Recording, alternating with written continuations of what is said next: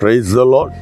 இந்த நல்ல காலை வேளைக்காக ஆண்டவருக்கு நன்றி செலுத்துகிறேன். இந்த காலை வேளையிலும் நாம் ஒருமித்த ஆண்டவரை நோக்கி பார்க்க தேவன் தந்த கிருபைக்காய் ஸ்தோத்திரம். இந்த நாளிலும் எரேமியா எழுதின தீர்க்க தரிசன புஸ்தகம் 16வது அதிகாரம் அதனுடைய 11வது வார்த்தையை வாசிக்கிறேன்.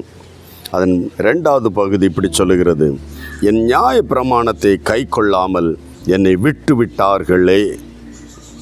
தேவன் இஸ்ரவேல் ஜனங்களை கைவிட்டதும், வேதனை அடைய செய்ததும், துன்பத்தில் அனுமதித்ததும், மற்ற ராஜாக்களுடைய கையில் விற்று போட்டதுமான ஒரு சம்பவத்திற்கு பின்பாக இருப்பது, நியாய பிரமாணத்தை கை கொள்ளாமல் என்னை விட்டு விட்டார்கள். இந்த இடத்துல தேவன் ஏற்றி எடுக்கிற ஒரு மீனிங் என்ன? தேவ வசனத்தை கை கொள்ளாமல் போகும்போது, தேவ வார்த்தைக்கு கீழ்ப்படியாமல் போகும்போது, தேவ சப்தத்துக்கு நாம் செவி கொடாமல் போகும்போது ஆண்டவர் எடுத்துக்கொள்ளுகிற மீனிங். நீ நானும் பல நேரங்களில் அது மிஸ் ஆயிட்டுன்னு சொல்லி நெக்லெக்ட் பண்ணி விடலாம். தேவன் எடுத்துக்கொள்ளுகிற மீனிங் என்னென்னா, என்னை விட்டு விட்டார்கள்.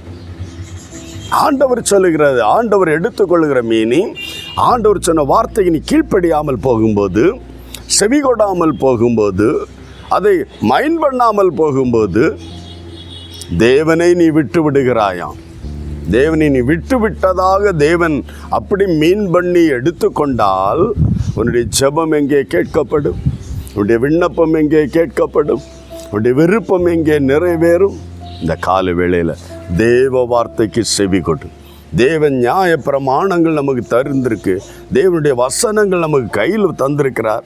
அந்த வார்த்தைகளுக்கு செவி கொடுப்போம். கர்த்தர் தேவனை நாம் பற்றி கொண்டதின் அடையாளமாக இந்த காலை வேளையில் தேவனை விட்டு விலகின காரியங்கள் எது இருந்தாலும் இந்த காலை ஆண்டவரை நோக்கி பார்க்கலாம், ஜெபிக்கலாம். அன்பு தகப்பனே, இந்த காலை வேளைக்காய் நன்றி.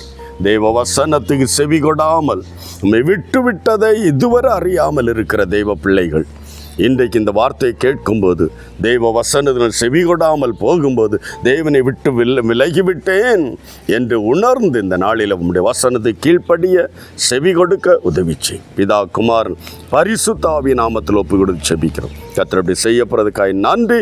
இயேசுவின் நாமத்தில் பிதாவே, ஆமென். God bless you. Praise the Lord.